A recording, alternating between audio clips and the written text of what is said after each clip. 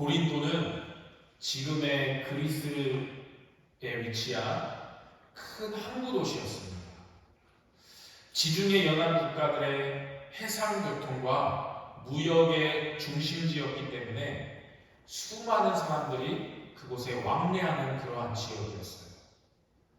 그러다 보니까 이 고린도 지역에 많은 이방인들이 거주하며 머무르고 있었습니다. 그 당시 최대의 운송수단이며 이동수단이었던 이 배는 물길에 따라서 혹은 해상 기후에 따라서 많은 사건, 사고가 있었어요. 인명피해를 줄 수 있었던 거죠. 그러다 보니까 각 나라에 와 있던 그런 이방인들, 그들이 섬기던 우상신에게 안전을 빌었습니다. 이 배가 침몰하지 않도록 해상 기후 때문에 인명사고가 나지 않도록 각자 자기들이 섬기던 그런 신에게 빌었던 그러한 문화가 있었어요. 그러다 보니까 각 나라가 섬기던 그 우상 신전들이 이 고린도 지역에 세워지기 시작한 것입니다. 여러분, 우상이 많았던 그런 지역을 바라보면요, 항상 같이 맞물려 돌아가는 것이 있는데, 그것은 무엇이냐면 음란한 문화가 항상 우상을 섬기는 그런 문화에 같이 맞물려 돌아가는 것을 우리가 보게 됩니다. 그 당시 고린도를 대표하는 아프로디테 신전이 있었는데요, 그 신전 안에는 여사제가 한 1000명 정도가 머무르고 있었어요. 그래서 그들이 하는 그런 우상 신에게 드리는 그런 제사들의 행위들을 보면 이 여사제들과 음란한 행위를 하면서 그렇게 하는 것이 그들의 종교 의식이었습니다. 한 기록에 의하면 고린도 사람이다 라고 하는 이 고유명사로 쓰이는 이 단어가 뜻하는 그 의미는 음란한 사람을 지칭하는 단어로 이 고린도 사람이다 라는 이 단어가 쓰일 정도로 그렇게 음란함과 성적으로 타락한 그런 문화였다는 것을 우리는 알 수 있습니다. 제가 이 고린도 지역을 실제로 가보았는데요, 이 고린도 지역이 왜 해상교통과 무역의 중심지로 발전할 수밖에 없었는지를 알게 되었어요. 이 고린도 지역에는 고린도 운하라는 곳이 있는데요, 이 지중해 연안인 에게해에서, 이 동쪽에 있는 에게해에서 이오니아 해까지 이동하는데, 이 고린도 지역에 있는 고린도 운하를 통과하면 약 700km 이상 줄일 수 있는, 그런 거리를 단축시킬 수 있는 이런 천혜의 지역이었습니다. 서울에서 부산까지 약 400km로 본다면 그 당시 차보다 더 느린 그 배의 이동 수단으로 700km를 줄인다라고 하는 것은 상당한 거리를 줄일 수 있는 그런 지역이었던 거죠. 그러다 보니까 그쪽 지역이 해상교통과 무역이 발전할 수밖에 없었던 것입니다.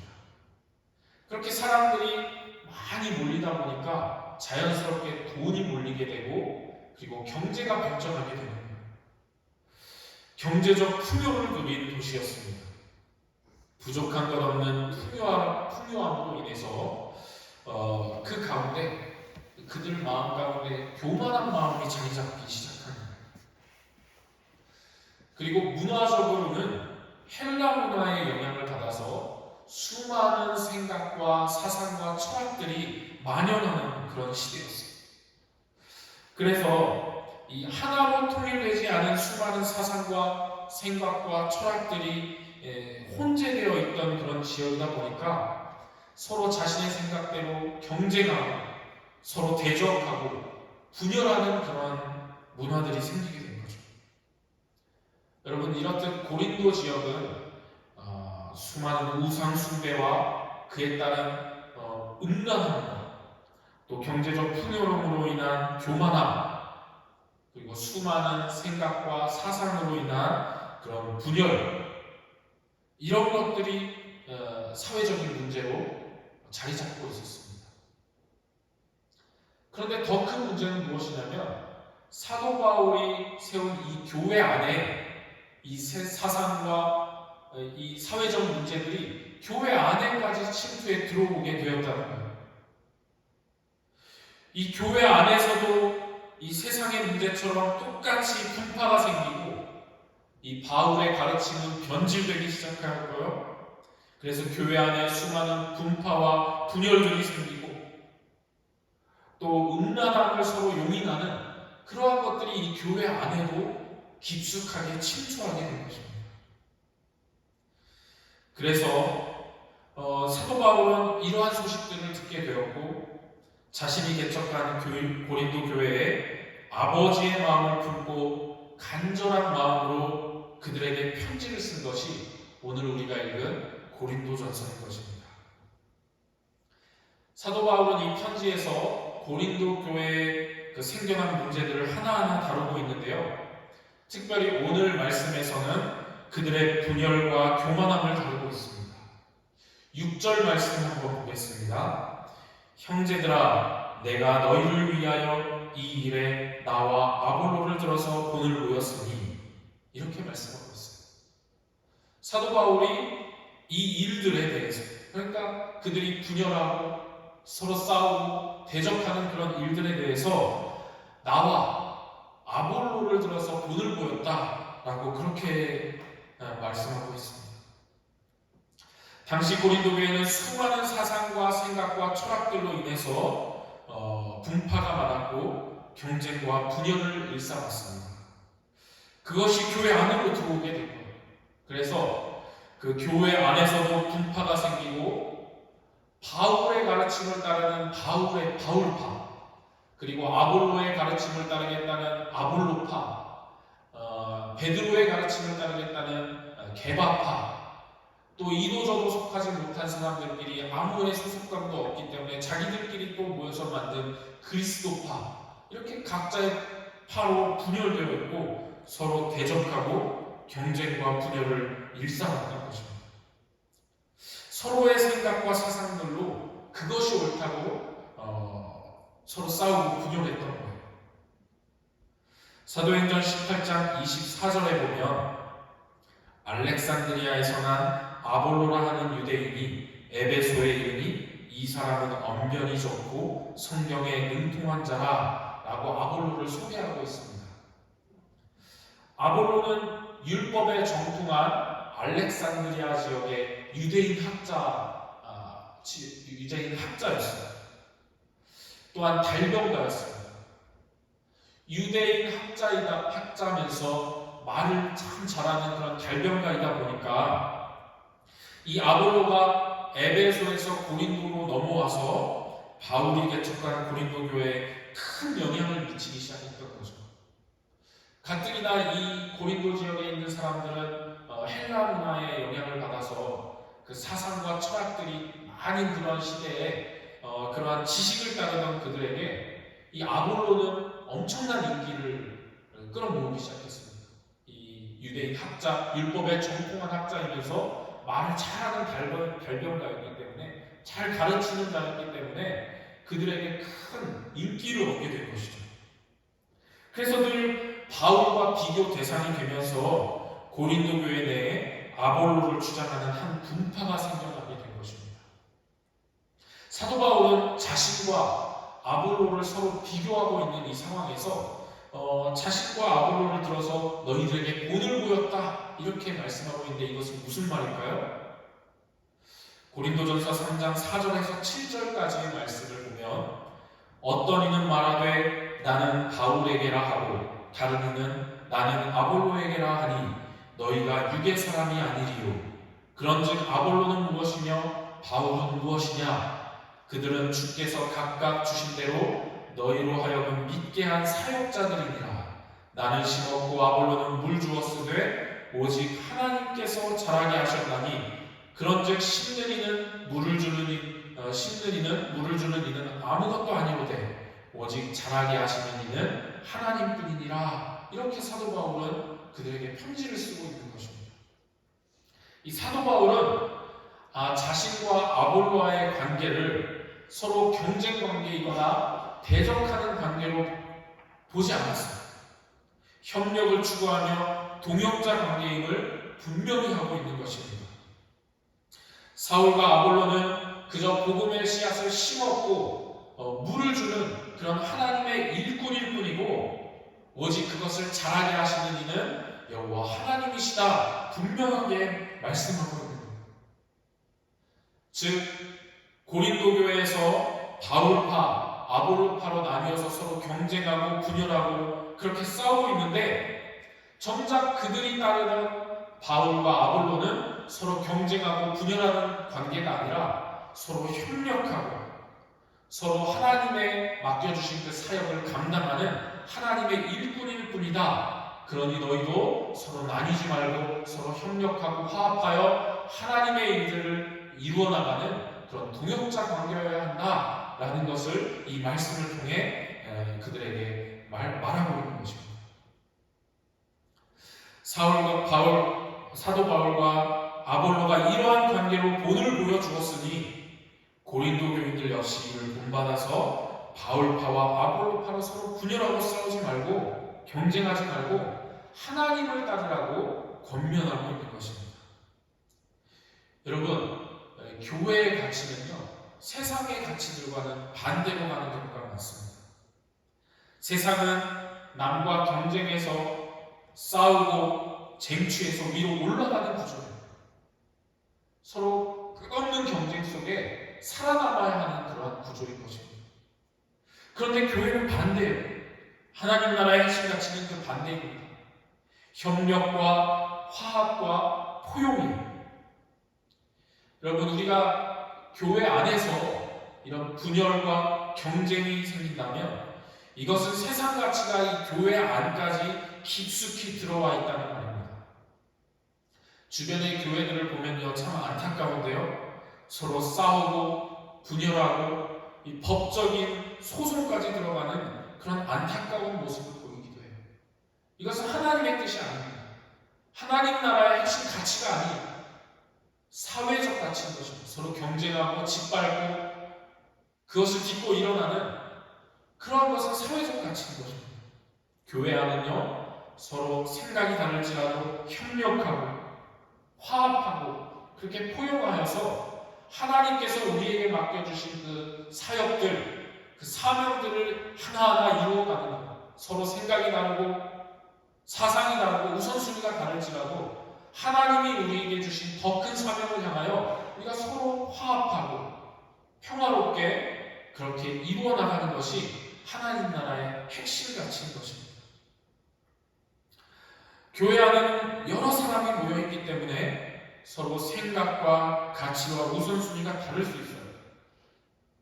그러나 주님의 몸된 교회는 서로 다른 생각들을 포용할 줄 알아야 되는 것입니다. 그리고 끌어안고 화합해서 어느 누가 조금 부족하다면 내가 그것을 채워주는 것이죠. 그렇게 서로 화합하고 포용하고 끌어안아서 각각의 지체가 예수 그리스도의 한 몸을 이루는 것이 교회의 정체성인 거예요. 그래서 이 교회의 사명, 더 큰 사명을 우리가 이루어가는 것이 교회다운 교회요 하나님께 칭찬받는 교회인 줄 믿습니다. 그렇게 교회 안에 파당이 생기고 서로 분열하고 경쟁하는 것은 하나님께서 결코 기뻐하지 않으세요.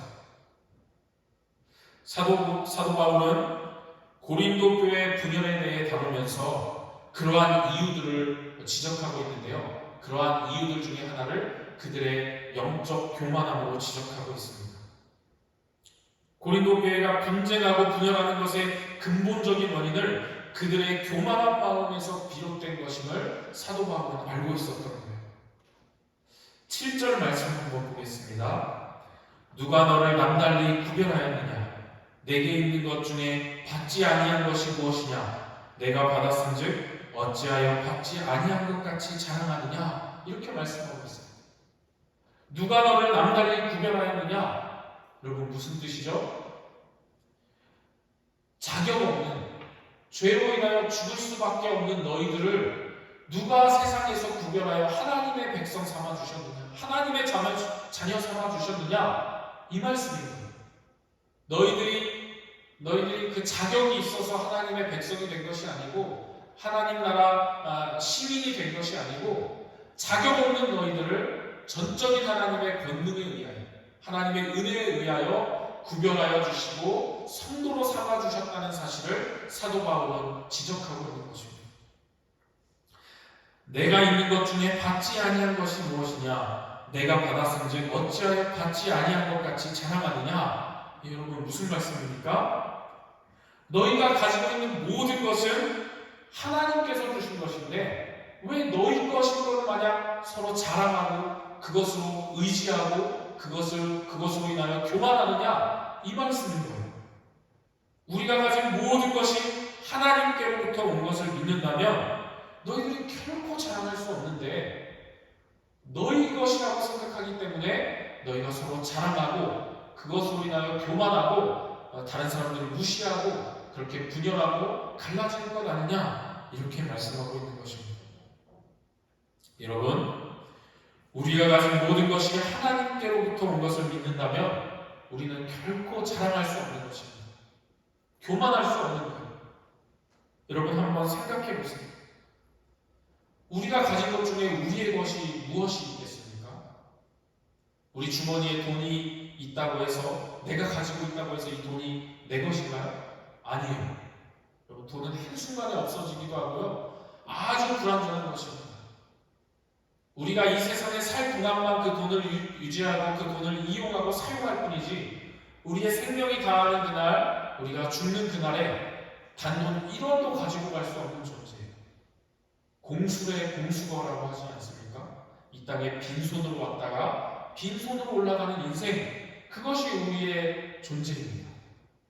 그런데 이 땅에서 우리가 돈을 가지고 있다고, 누리고 있다고 해서 내 것인 것 마냥 자랑하고 그것을 의지하고 그렇게 살아가서는 안 되는 것이죠. 여러분, 자녀가 우리의 것입니까? 아니에요. 자녀는 하나님께서 우리에게 이 땅에서 하나님의 백성답게 기르고 양육하라고 맡겨주신 선물인 것입니다. 그런데 이것을 잊고 내가 낳았다고 해서 내 것인 것 마냥 믿음을 교육하지 않고 교회도 보내지 않고 학원에 보내면서 그렇게 신앙교육을 망치는 경우를 자주 보게 됩니다. 자녀의 앞길을 하나님께 맡기고 우리는 그저 우리에게 맡겨주신 그 자녀를 하나님 백성답게 신앙으로 잘 양육하면 되는 것입니다.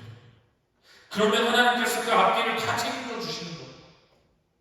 우리가 가진 모든 것 중에 우리의 것은 없습니다. 모두 하나님께서 우리에게 맡겨주신 것입니다. 이러한 것을 믿는다면 우리는 결코 자랑할 것이 없고 교만할 것이 없는 것입니다. 늘 겸손하게 살아가는 거예요. 고린도 교회 교인들의 영적 교만이 그들을 서로 싸우고 분열되게 만들었고 그것은 교회에 큰 위기를 가져오게 되었습니다. 오늘 우리는 이 사실을 기억하시면서 늘 영적으로 깨어서 겸손하게 되시기를 바랍니다. 고린도전서 15장 10절에서 사도 바울은 이렇게 고백을 해요. 그러나 내가 나 된 것은 하나님의 은혜로 된 것이니 내게 주신 그의 은혜가 헛되지 아니하여 내가 모든 사람보다 더 많이 수고하였으나 내가 한 것이 아니오 오직 나와 함께 하신 하나님의 은혜로라. 아멘. 이 고백이 여러분들의 고백이 되기를 바랍니다. 기도하겠습니다. 살아계신 아버지 하나님, 감사합니다. 오늘 이 새벽 말씀을 통하여 깨닫게 하시니 감사합니다. 우리는 주님을 믿는다 하면서도 내가 누리는 모든 것들이 내 것이냐 의지하며 살아가지는 않았습니까? 내게 주신 모든 것은 하나님께서 맡겨주셨다는 사실을 늘 기억하게 하시고 나의 나 된 것은 오로지 하나님의 은혜임을 고백하는 우리 모두 되게 하여 주시옵소서.